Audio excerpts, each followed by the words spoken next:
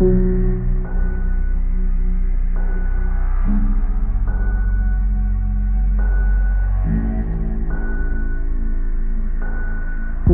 rewind like a VHS. Turn back the time, feel the beat in our chest. Make sure that you never forget. Let's rewind like a VHS. VHS, VHS. Let's rewind like a VHS. VHS, VHS. Let's rewind like a VHS. Let's concede that we wanna believe that the past was only a dream, just a place that we never could leave. Follow us on the way to retrieve. VHS, VHS. Let's rewind like a VHS. VHS, VHS. Let's rewind like a VHS.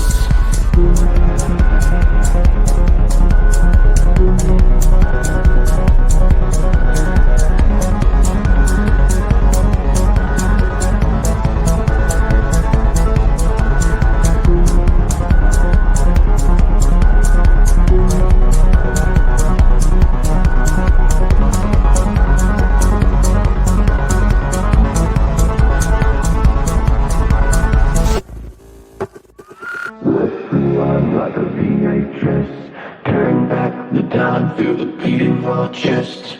Make sure that you never forget. Let's rewind like a VHS, VHS, VHS. Let's rewind like a VHS, VHS. What up, everyone? DJ Anubis, and with my special friend and good co-host Kevin Lambert from the Entertainment Headquarters. This is the Cinematic Synergy, where once a month or at least maybe once or twice a month, depending on how many we get in, but we break down, we each alternate on a pick of a movie we haven't seen usually, and then we go and review it. And this time it was your turn, and you chose 2018's Freaks. Now, originally, I wasn't sure if this was the film you were going for, because there was another one way back in the day that I thought might be the one, but it was this one here, directed by Zach Lipovitsky, Adam Stein. The cast consists of Emil Hirsch, Bruce Dern, Amanda Crew, Lexi Kolker, and Grace Park. The plot goes as this. A 7-year-old girl, Chloe, who lives with her father, was told that the outside world was dangerous and was spending lonely days in her house. One day, she left the house while her father was asleep, and she was approached by an old man in an ice cream truck standing in front of her house. The old man tells her about the fact that Chloe's mother is alive and the mysterious power she has. Chloe, who was scolded by her father for going out, awakened her special ability by raising her emotions. The ability was a very dangerous thing to manipulate a person's mind. Chloe works for her grandfather and father with different abilities to rescue a detained mother. So, what made you want to sit down and watch this film? I had initially heard about this off a friend a few years back, and I always had an inkling or an interest to watch it. I just had never had the time. And one day I was flicking through Netflix, as you do on your days off or when you've got some downtime. Similar kind of situation with the last film that we did, which was Kill Command, which was a film that I suggested or introduced you to. Similar thing. If suddenly came back to us about this film Freaks that somebody suggested to me, and I had seen it available on Netflix, and I give it a go, and it was quite an interesting film, to say the least. Yeah, you mentioned that initially it was banned in the UK. Like I was watching, I was trying to figure out why, and I think I have a theory, but maybe why was this film banned in the UK for so long? Well, going back to the ban, because I did have a quick look at it, and my friend told me this film was banned, but it actually wasn't this version. It was the 1932 version that was banned. And the reason the 1932 version was banned in the UK they thought it was discriminating against people who had Special needs. yeah, people with special needs. Also, it featured people who had obviously deformities, like limbs missing. It's a similar situation to basically what happened recently with the new Roald Dahl's Witches. Obviously, there was a lot of backlash with Witches because obviously they used the witches in the new version. I think, is it Anne Hathaway that's in that one? That obviously, when you see the witches, they've got only 3 fingers or something. And a lot of people who have, were naturally born with these deformities or who have went through accidents that are now got limbs missing took offense to the film. So I think way back when in the 1930s, when the original Freaks came out, they seen it and obviously it's a different time back then. I've never seen the film per se, so I don't know how graphic it is or how discriminating it potentially could be. But I could imagine back then there would have been a lot more, it might have been a lot more brutal than the film is today. Yeah, I've seen the 1932 one. It's. I get why it's tough for people to watch it because, I mean, I don't recall any noise about, and I know we're kind of getting off our main movie here, but just to explain the 32 version, because they are different movies, but I don't recall the actors or the people that were portrayed in the film as being mistreated, but because it is kind of uncomfortable because, they probably don't know any better. They're kind of happy to be there in that film. Yeah. Check. Not really understanding like the ramifications of how the viewership in the world's going to look at it, because it is kind of pointing them, because they're all like in a circus and it's like a kind of a horror film, so it's just got some really weird vibes, and I think that's probably one of the big reasons why it's so controversial. But I have to go back and research that if we ever get around to doing something like that with that particular film. Definitely. But this film is different. Obviously, deals a little bit more with. The only reason why I thought maybe the theory that I thought this might be banned is because it has children involved, and it does get a little bit scary here and there. But it's not anything that I thought was really crazy or anything like that. So yeah, we know that Chloe, that's played by Lexi Colker,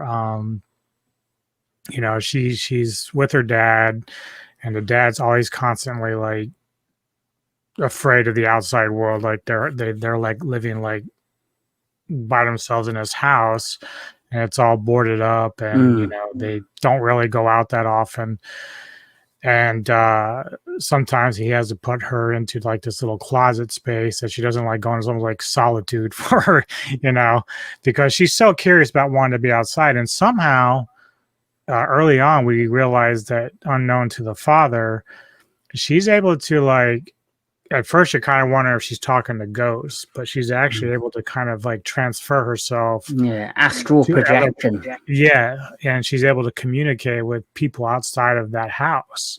But you don't really know all this because you're still kind of like, that's the thing about this film. It's a little weird, is that you're kind of lost because you don't know exactly what's going on. It takes a while to get there.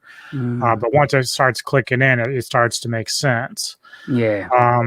How did you feel about the early portions of this film?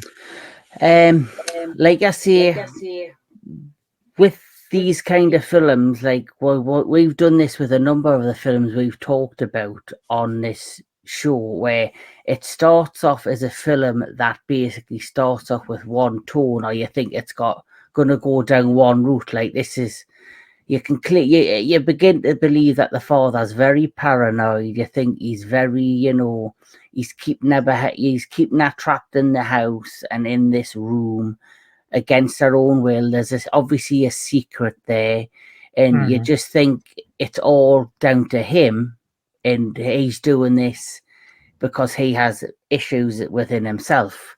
And then obviously as the film progresses, like you see in the early stages, when you first see her talking to this girl in her bedroom, and she like, there's a certain thing when she says, pretend you're my mother, and she cuddles into her, then she wakes up, and then the next thing she's looking out the window at the ice cream van, and she sees the actual girl that she was, kind of be able to manipulate into pretending she was her mother. She gets her at one point to bring her a chocolate ice cream from the van. So you realise it's not just a paranoia thing. It's not just like an entrapment thing. It's not just make-believe.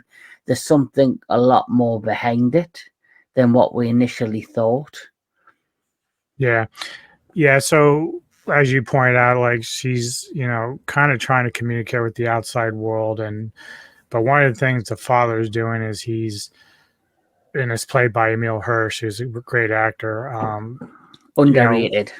Right. And so he's trying to sort of educate her by saying, if you go outside in the world, this is who you are. This is what you do. He kind of gives her this lingo in order for her to act normal amongst regular people. And we don't really know why that is until a little bit later in the film, but he's trying to educate her. He gives her like things that she needs to say and remember, like her date of birth, who her father and mother are by name. Like, it isn't even him. It's like somebody else.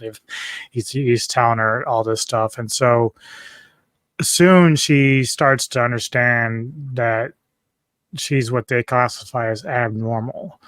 And there's actually a government force called the ADF that is out there hunting them down. Like, they all are supposed to take them to what's like the Magic Mountain or Matic Mountain. And supposedly that's like a safe haven for the abnormals, because unknown to us right away, there was like this tragic event where the city was literally annihilated. Dallas, Texas is kind of so wiped they out. attributed it to the abnormal that did this, and we kind of find out that this was her mother that ended up doing that. But yeah, as soon as she starts, she might, soon, because the one thing about the father is he's always kind of wired. He's always awake. We don't know why. He's like strung out. And then he tried to go out to get her some ice cream, comes back, he's kind of hurt, but most of it's blood from other people. He's got a gun.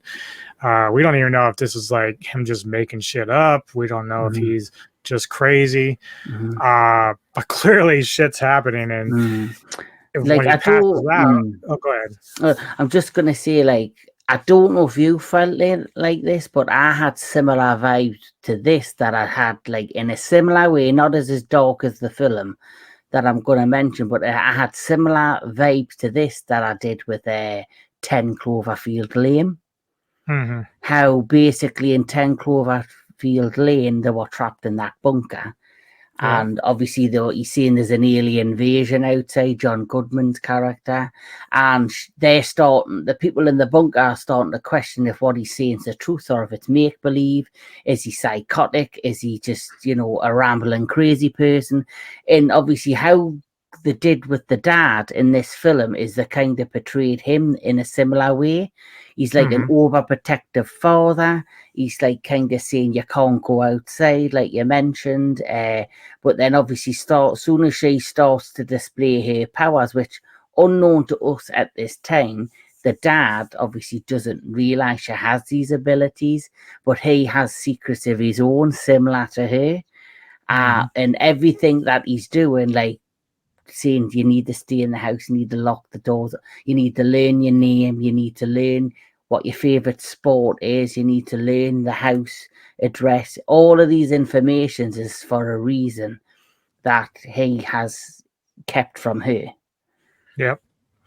Yeah, that's a good parallel, because the Goodman character, he's actually the one that's actually the bigger monster in that film.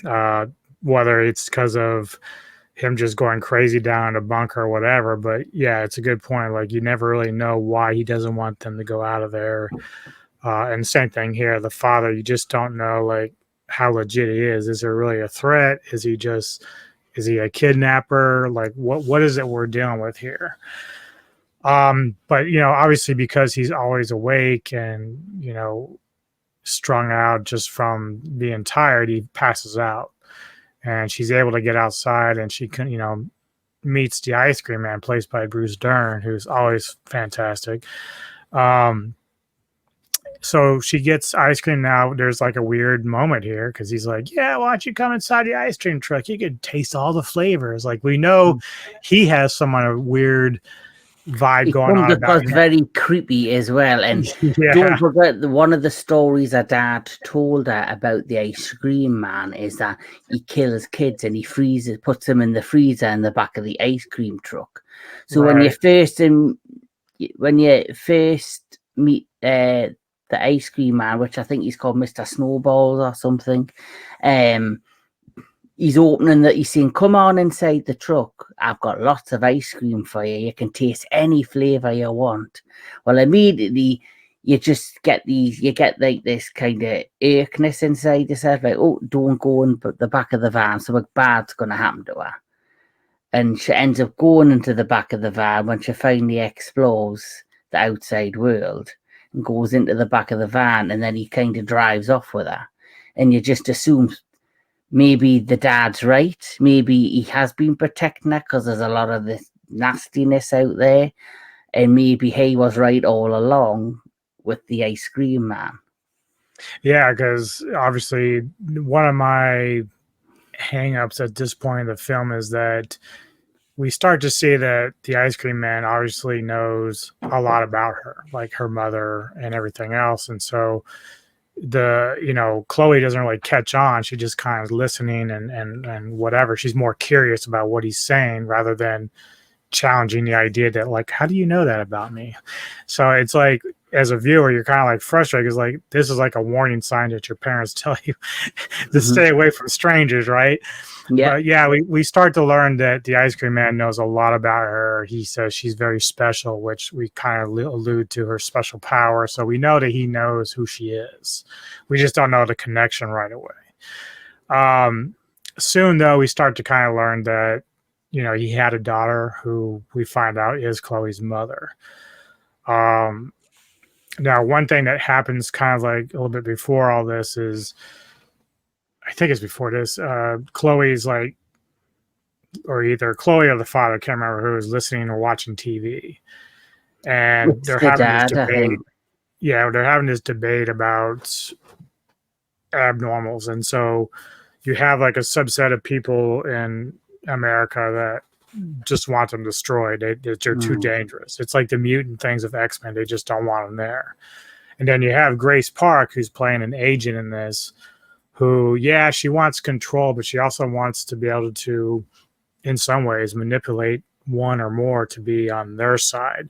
So you've got this, it's almost like X-Men. You've got this war where they want control over these special powered people, so they can fight back against the abnormal. So this Grace Park plays this really nasty agent, and it's pretty crazy. But yeah, so getting back to the ice cream man, of course, him explaining that, your mom's not dead. She's just locked away, And we all start to see that Chloe, who's able to bring this local girl into her bedroom through the transference, astral projection, as you called it, is also able to bring in this woman in chains.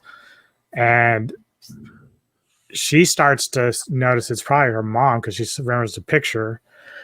But the mother at first doesn't even realize that her daughter has this kind of power. So she thinks it's like a game being played by the people holding her captive. So how do you feel about the things that are unraveling here?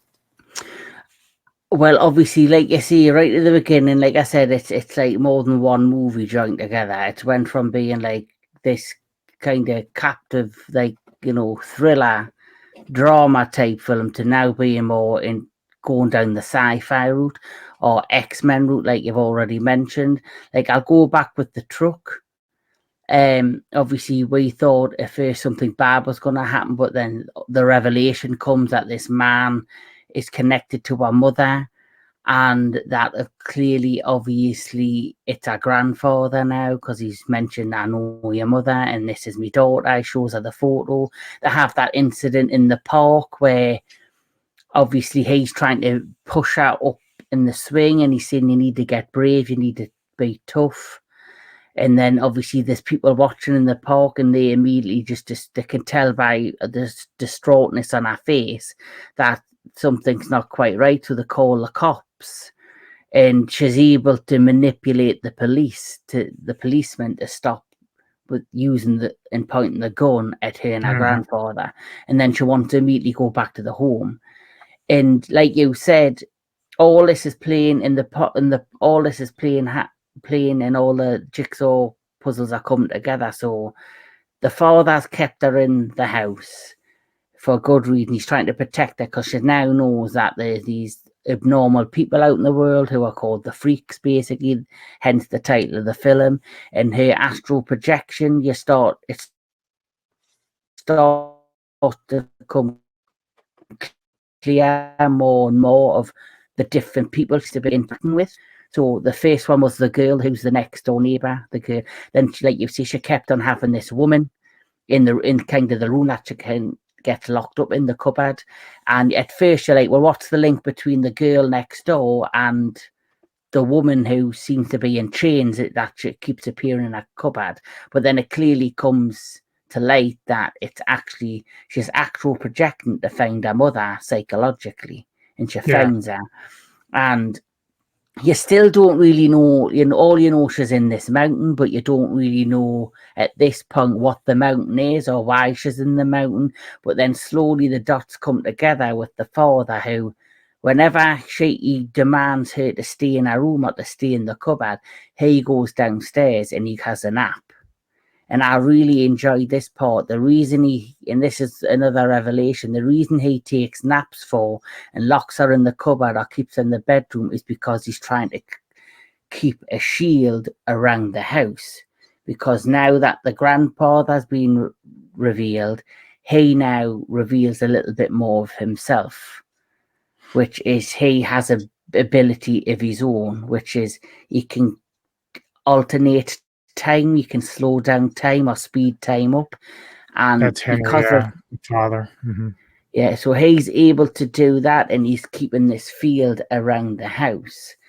And all of this comes to fruition when the ice cream man takes Chloe back to the house, and there's that incident with the ice cream van that's about to hit a car.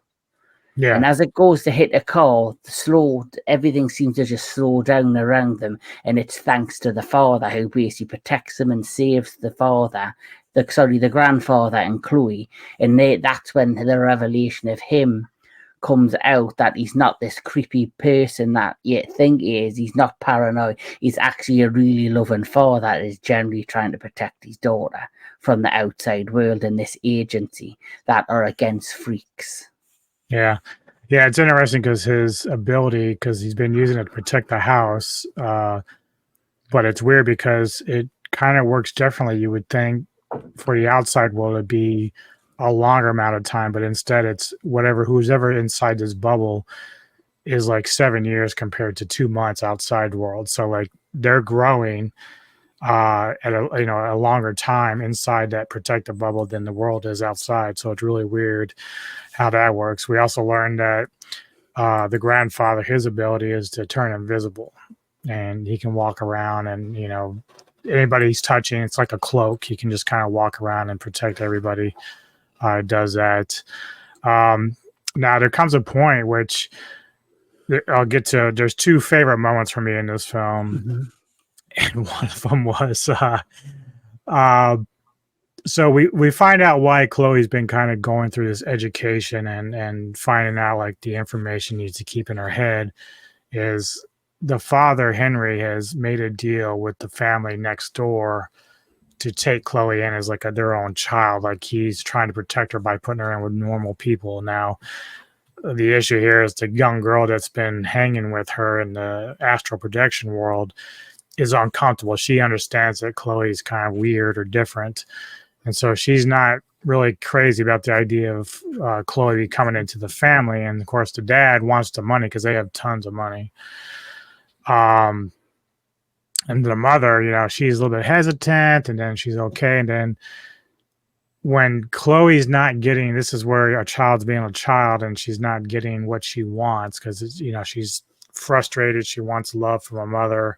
Even though she thinks her mom's locked away, she wants to be with this family. She wants to have friends. She wants to be normal. She wants a normal life. Right. Yeah. So when the mother doesn't give it to her, she forces her to say "I love you," and then of course it doesn't last super long. So the mother snaps out, and she's like upset. She wants him gone. Yeah. I think as well, what I don't know if you noticed, because I did, I think the deal with the family, the father and the daughter, like Chloe's father and the husband of the wife The next Reeds, door, yeah, I think there must be in a lot of debt or they've got money issues, because I think obviously, like you said right at the beginning, every time Chloe's father left, he was coming back with tons of money with blood over him. So he was clearly robbing the bank, or he was stealing from convenience stores to build up money to give to the family next door. And at yeah, this point, I think the father or the husband of the wife next door hadn't explained everything properly, that we're going to take on this new girl, make our second daughter. He's going to pay her a lot of money because he's got issues, so he's going to go away for a while, and we're just going to keep it hush hush, but we're going to get paid a ton of money for it. And obviously that's all the wife knows, and she's probably like, yeah, I'll go along with it because we're going to get paid for it. She's a normal little girl. yeah. And then when she manipulates her, and she says, "Oh my God, she's everything. Freak. She's manipulated. She's a freak. She's one of those people." Also, with the daughter next door, the daughter's been telling the mother she's been secretly coming into her room at night via astral projection and creeping out and creeping her friends out, and it really scares the mother, and it really scares the daughter, and just basically just being a protective mother, I guess. It's just like, I can't have this in my house. I don't want this because it's gonna not work out. And another element what we needed to mention earlier on that we haven't mentioned yet is the first interaction with the grandfather and Chloe when they were going to the park. They were looking at a billboard which had a picture of, advertising, if you see a freak, ring this number or whatever. And it was a picture of a man, but he had like a line of blood under his eye. Yeah. Because every time a freak, I guess, or an abnormal person, as they're called, either, every time they use their abilities, they seem to get a line of blood that draws from their eye. It must be like just an effect. It's like a clear cut sign. Yeah, it's like an effect that happens after they've used their abilities. And obviously, every time in the beginning, you didn't see that with Chloe, but I guess as our abilities are adapting or our abilities are getting stronger and evolving, she's now starting to show those signs. And I think after she uses also the ability on the mother to manipulate her, she has that line of blood. And I think that also startles the mother. Yeah. Well, that's how she knows right away that she's abnormal. Yeah. The thing is like, we learned through a lot of this that the father, because the grandfather wasn't really happy with Henry because he felt like he should have been fighting back instead of running.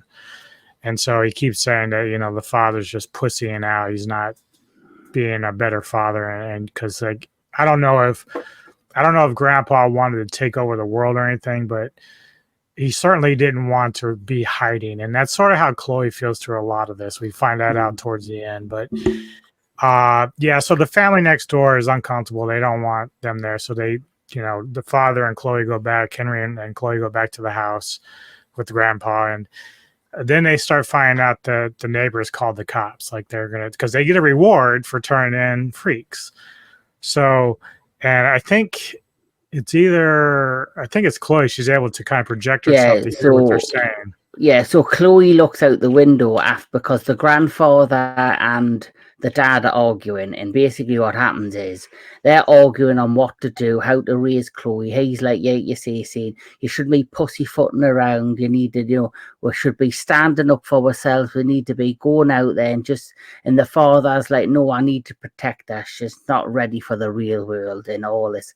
But I also believe it's because obviously it's not I don't know if it's revealed yet, but obviously she keeps talking about her mother, Chloe, but even though she's talking about the mother, obviously the father's like ignoring her. She's like, well, your mother's gone, she's dead, and all this stuff. Unknown to the dad, obviously the grandfather knew that the mother was still alive, but I don't think the dad did know. And No, that's he why didn't tell later. yes, that's why he's so protective and doesn't want her to have a life in the real world, because he doesn't want her to die like her mother. And Yeah. so obviously they are basically arguing this point in the house, I believe. And then Chloe hears voices, looks out the window, and then she sees that the mother's called a police gentleman, and they're in the middle of talking when she then astral projects into either the policeman's head or the mother's head, and then the father and the grandfather can actually see the conversation for themselves because it's astral projected into the living room or where they are, which I thought was a great scene. And this is, like you say, this is a very good scene. What happens next? Yeah, this is one of my favorite moments. Because obviously the wife at this point has no problem turning this kid in for money. So I kind of lose sympathy for her at this point. But so Chloe ends up manipulating the cop to take out his pen and stabs the mother in the eye. And even though that's traumatic from like the wife's perspective, it actually leads to what happens after that, where more cops show up. And because she's bleeding from the eye, it's not a matter of like looking at it from a nuanced point of view of like she's been stabbed in the eye. They think that she's abnormal because she's bleeding from the eye. So they immediately just start shooting her. And eventually we see cops bringing out the father and the daughter, and they're wrestling because they now think that this family is a bunch of weird freaks. But Grace Park, her character, she's going around and knocking on doors to try to talk with neighbors about what they thought about the neighbors, and they end up coming to Henry's and Chloe's house. Mm-hmm. So Chloe's upstairs now. Before kind of that unravels there, Chloe is upstairs, and she's now transferred back to where her mother's in chains on a table.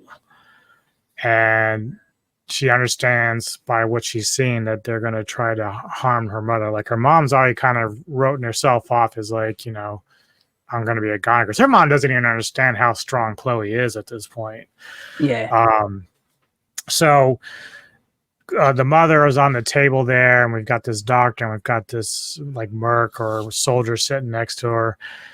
And eventually this is where Grandpa and Henry see her for the first time alive. And like Henry's like beside himself. He's like, he's so happy to see her, but he's upset because of her predicament. And then all of a sudden we see where Chloe manipulates the doctor to inject himself with whatever he was going to put into her mother, which kills him. And then the soldier gets manipulated to start releasing the mother. Mm-hmm. And while this starts to happen, Grace Park shows up at the door.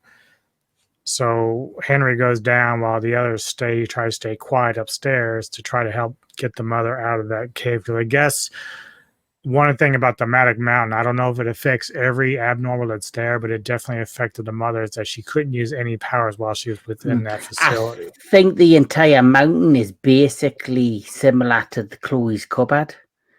I think when the father initially set up the cupboard, he set it up to shield her from being able to use her powers or to protect her, because there's that one scene where she's so angry with him that she nearly makes him take his own, kills him by putting the drill up his throat.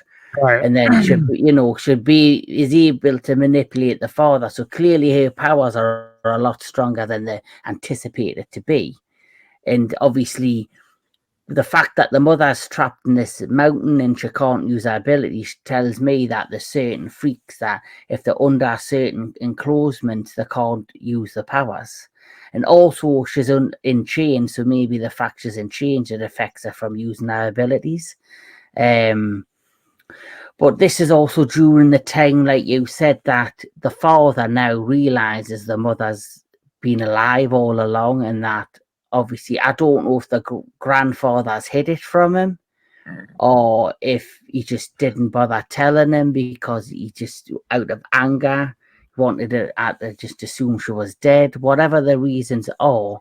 And obviously, this is when you see more of the nice side of the father, who's now really come to terms that his wife's alive and he wants to do all he can to help. And like you see, the agent's now at the front door. So they come up with this idea where he'll pretend he's normal and that he's just a normal gentleman. And Chloe and the grandfather will hide upstairs in the attic or up. And then when she comes into the house, she just immediately knows that there's something not right. She basically toys with him a bit, and then she kind of reveals that she knows all about Chloe and that he is her father, and basically says, I'm going to take her away or I'm going to kill her, and basically tries to, strike a deal with him. Right.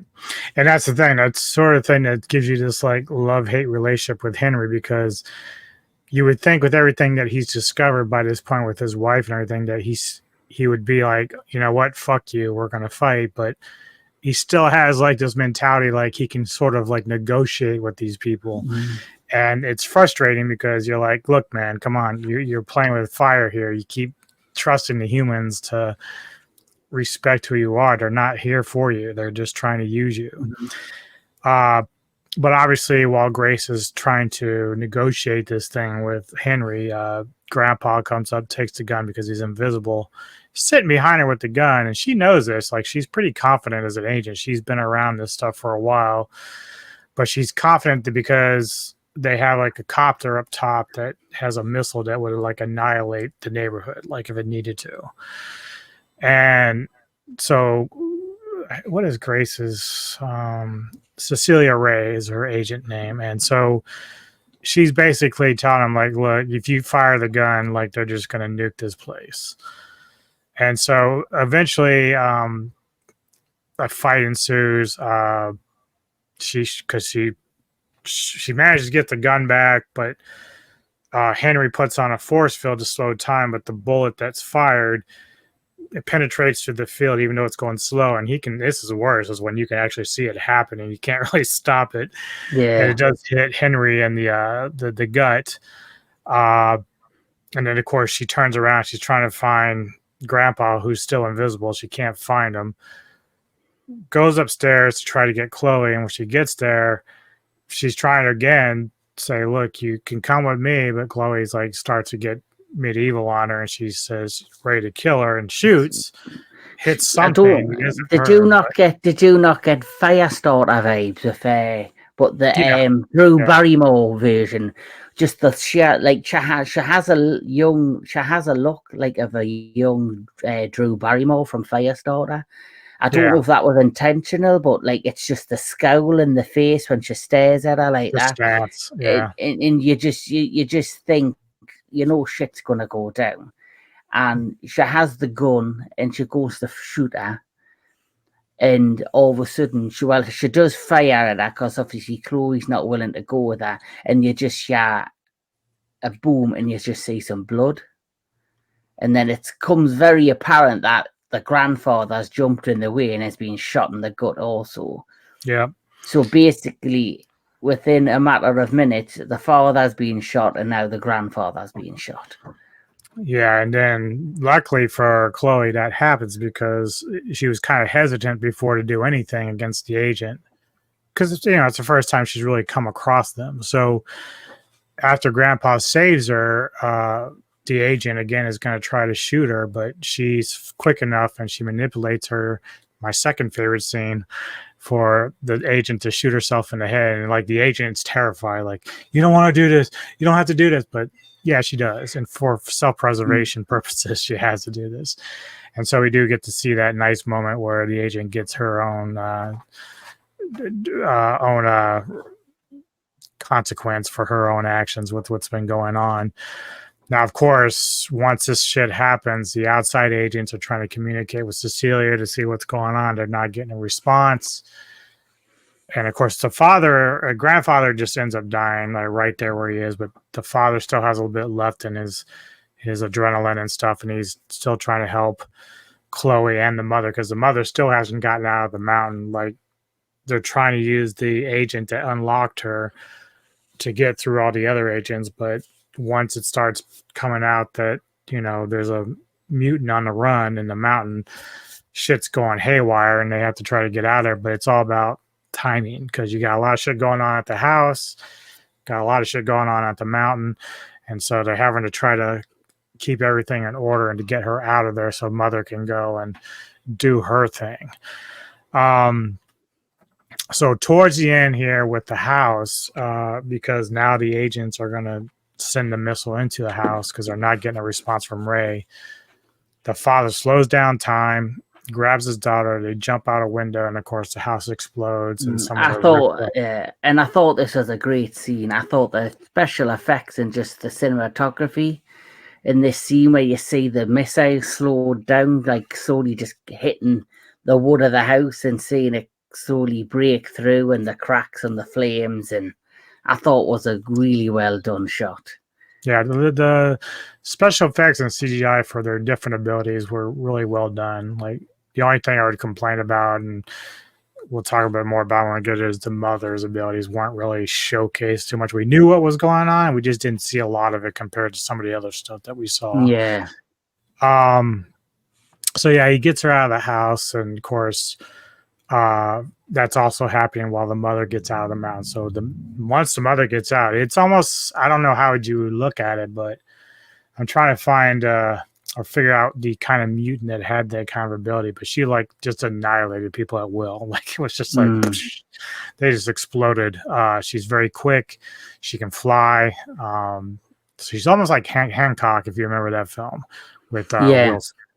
So she's got that kind of power, and so she launches herself out of there, ends up arriving at the house where the rubble is, and destroys any agents that are in the area. I don't know if it's just when she lands. This is where I kind of get frustrated because you don't really see how she's doing it, whether it's she's super fast and just, smacking them or whatever, but she comes back, they explode, she finds her daughter, and I'll let you finish it by what happens here from that moment.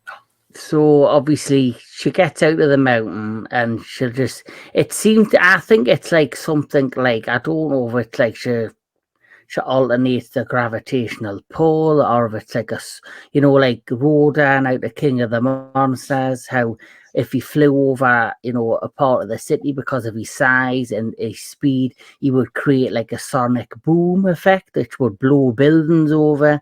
So every time, yeah. So, I don't know if like when she's preparing to like zoom up into the air and fly away, if everything's moving up at a super speed. And then when she lifts up, because I don't know if you noticed when she left the mountain, as soon as she left the ground, you just seen people explode around her. And when she landed, And when she landed, it was like, boom, you just seen like a person's head and blood scatter. You just seen the head explode. So I don't know if it can affect the gravitational pull, which affects people, which, and stuff, air pressure and all that. But then obviously, soon as she finds the daughter, they basically embrace one another. They basically, she wants to go into hiding kind of thing, but the daughter's basically, Chloe's now like, no, I'm not going to hide no more. She goes, I want to be out there in the open and I want to fight, basically, kind of thing. And she suddenly grabs her daughter, Chloe, and they kind of zoom off into the air. And as they zoom off, you just get that look in her face of like pure hatred because she's lost her grandfather, she's lost her dad, and she's reunited with her mother. And it like it leaves it on a cliffhanger, like, she's either going to go out for blood, or is she going to eventually, gain sympathy and, change her mind and be like, no, I just want a normal life, which is, I think, a great thing about the ending of the film, is because it could have went either way. It leaves it open to interpretation, what's going to happen next. Similar to like, say, I don't know if you've seen Brightburn. I haven't seen that one, no. Well, Brightburn's basically it's basically the alternative to Superman, where an alien crashes on Earth, he gets taken in, but instead of being going down the good route like Superman did. He goes down the alternative route and just becomes pure evil kind of thing. So it had a similar ending to that. So in all, it was a fairly decent ending with open to interpretation, and it makes you wonder if obviously they were probably hoping if this did well, they could have done a potential series, like a film series or at least a sequel. Yeah, that's probably where a lot of my frustration with this film now.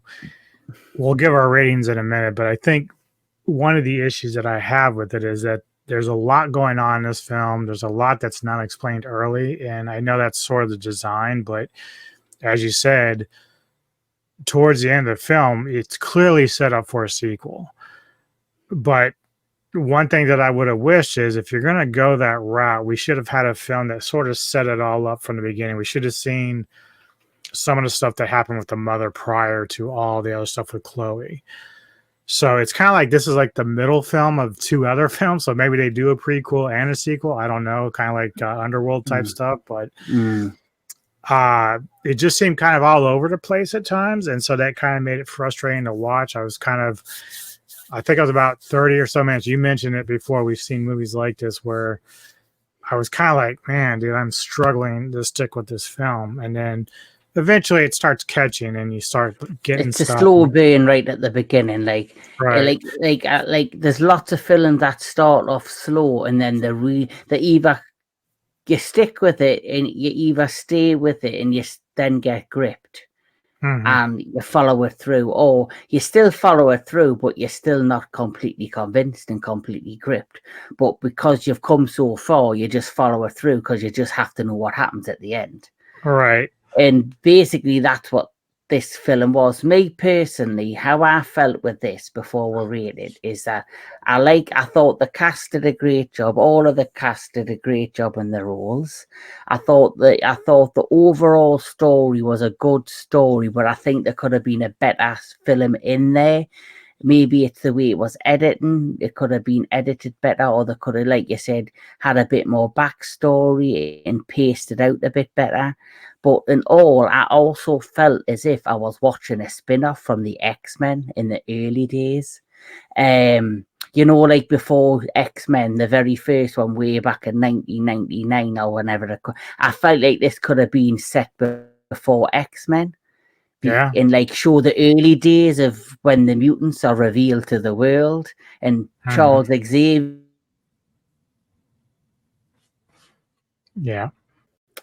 So as I was saying prior to me, having a bit of technical issues. We fixed the glitch. Yeah, we fixed the glitch, but prior to that, like I was trying to say, if anyone's a fan of the original X-Men, think way back when in the 1990s when they first decided to try and bring in the X-Men to the big screen with Hugh Jackman and all that. This film feels like it could have been an even prequel to the very first X-Men film prior to when you meet Hugh Jackman in the Xavier School for Gifted Children. This could have been where Chloe ended up. Right. In the future. That's what it feels like. And maybe somewhat because of the violence involved, it could have been almost like a side sequel to Logan. Yeah, absolutely. Or instead of meeting Xavier, she could have ended up meeting Magneto. Or I was thinking, like, if we were going to do that Logan connection, how cool would it have been for her and her mom maybe to land somewhere where those kids were gathered at the end and have the girl from Wolverine, who I thought was amazing as the young Wolverine. It's X23 or something she was called, the younger, because I know they had cancelled an actual sequel to Logan to do something else, because there were talks of them doing a sequel to Logan, which was going to be X23 and Watch the Girl. I'd eat that up because she was amazing. But like I say, it just feels like a prequel to X-Men. like, but a darker version, because I know they've already done like a spin-off that they tried to pretend wasn't connected or had some sort of connect, which was that New Mutants, which I heard wasn't that good. I've never seen it, so I can't say if it is or not from my It point of wasn't view. super good. Anya Taylor was the best thing about it. That was about it. But that's like a spin-off to X-Men. So, Yeah. and that was a lot more adult themed and darker tone. So this would fit into that category. And as we know, we're getting X-Men, we're getting Deadpool and Wolverine, which is going to restart the entire MCU in some way, which I'm dead psyched for. But I do know that when it comes to the MCU, once that's done and whatever happens, I do know that because of Ryan Reynolds, because he wouldn't have returned if they were going to soften Deadpool. Apparently, just like what they're doing with DC, because so you've got the new DC rebooted universe that obviously is getting done by I forgot his name, who did their Guardians, James Gunn. Oh, James Gunn, So James Gunn's now going to be rebooting the brand new DC universe, but you've got the Joker and the sequel. Any kind of R-rated property or R-rated film is going to be put into its own thing, and it's going to be standalone or separated from that, and it's going to be called DC Elseworld or DC Black, apparently. So I've heard that because of when this comes about, I've heard rumors and I've heard snippets online that they're going to do something similar with Marvel, so they can continue the kind of the path the way the MCU's been going, but also have more R-rated content underneath this new label that might be connected still in certain ways to the MCU. And I think that's why Blade's been delayed again, because I think they're going to integrate that into the new R-rated label that Marvel's creating. Yeah. Which I think, as you know, there's different fans out there that like different stuff. We've got the MCU, blah blah blah, but it is nice for us to have like what R-rated stuff, because obviously, as much as we know, you can't go too dark with the MCU. You can go to a certain level. So to be able to, if they do a spin-off label or a spin-off, phase from Deadpool and Wolverine that leads into the more R-rated content, I'm all for it. Yep. All right. Well, let's get to the ratings. I'll start this time. I did kind of enjoy this. It took a while to get there. Like I said, it did have a lot of problems for me, and I'm not sure if it did well enough in terms of ratings or viewings for them to actually move on with a sequel, because I think it's 2018, so it may not happen. If they do, as I said, you might want to do like both a prequel and a sequel. This way you give more context to everything that's going on.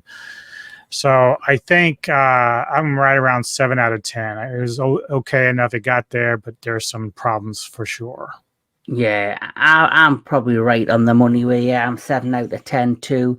I liked how, like I say, it had like that vibe that we had with Cloverfield Lane, where you think it's one thing and then it turned into something totally different by the end. There were elements at the end with the superhero elements that I enjoyed, but like you say, there was a lot of pacing issues and background story that wasn't really explored enough for me to fully get us on board completely. But it was still an enjoyable film. I think everyone should at least give it one watch. Mm-hmm. Yeah, definitely. It was definitely interesting enough to do that. All right. What's coming up on your channel? Anything interesting coming up for you? Well, my friend, you and I soon are going to be doing my top 10 Steven Spielberg films. Once that's done, I have nothing planned as of yet for the rest of next week, because I've only got a limited time, because I'm going to be doing a lot of extra shifts at work. So my time's limited, but I do know coming on the 17th, I believe, of May, the one you're looking forward to on the entertainment headquarters, we're going to be reviewing Shogun. Yeah, definitely looking forward to that. For myself, things are slowing down a little bit because I am getting busier with work, but I'm still going to try to fit some things in there. I still need to get my Lone Wolf with Dub movie done. I've been dragging ass on that, but just because there's so many other things that pop up with trailers and movies that have been coming out. We did a review for Boy Kills World. That was a lot of fun. So check out that movie review if you guys want. Later today, obviously, I'm going to be on your channel doing the top 10 Spielberg stuff. That's fun. Later tonight, Neko and I will be doing another classic reflections of Static X's Wisconsin Death Trip. We're going to listen to that album and break down what that was all about. 17 Shogun review on the Entertainment Headquarters, obviously. And one more thing I'd mention, I did do a review of Monkey Man, which, you know, has had, it started, looked like it was going to be a fun ride via the trailer, looked like, you know, John Wick, very much inspired, but I had a few issues with it, and if you want to know what, check out my review. There you go. For anything else music related, obviously top 5 every week that I do. But next week, Neko and I I'll be going to Repticon by myself in the morning. I'll be looking around for some more foods. I'm going to be doing a review for my Avic, which is a pink toe. So for my spotlight series on my tarantulas that I have, I'll be doing one for that, but I might do one for whatever I pick up at Repticon if I do. Later in the day, we are going to DC to watch some friends of ours in a band called Desolus with their album release party and concert. So we'll be checking that out. Probably doing some review on that. Towards the end of the month, around May 22nd through the 28th, I won't be online as much. We have Maryland Death Fest 2024. So we'll be doing a lot of days going to check out a bunch of bands, and we'll be reviewing and talking about that. May's quite a tricky month, obviously, for a number of reasons. There's a lot going on. Like I say, after probably Monday, I probably won't have much content on the channel till the 17th, unless a trailer drops or something, and I can manage a quick review. But I, like yourself, will not be around much in me because I have something I'm going to do. I'm going to Romania for a 4-day city break. And, you know, last October when I launched the channel, I dedicated the month really to Bram Stoker's Dracula, you know, Francis Ford Coppola, and I did a Whitby review and a Dracula experience review when I went to the Seatown of Whitby, which is very much heavily in the beginning of the book. And now with us going to Romania, I'll be doing a blog, hopefully a personal blog, which will showcase is going to visit the castle that inspired the Dracula castle in the novel. So there you have it, folks. Kevin Lambert with his never-ending quest and search for immortality. All right, everyone. If you enjoyed the content, please hit the like button, subscribe to the channel. Please, please, please go to this man's site at the Entertainment Headquarters. Subscribe to the channel. A lot of great content there, a lot of great reviews and trailer reactions as well. For the rest of y'all, see you next time. We'll see you later on the Entertainment Headquarters, and enjoy the rest of your weekend. Peace. Just for you.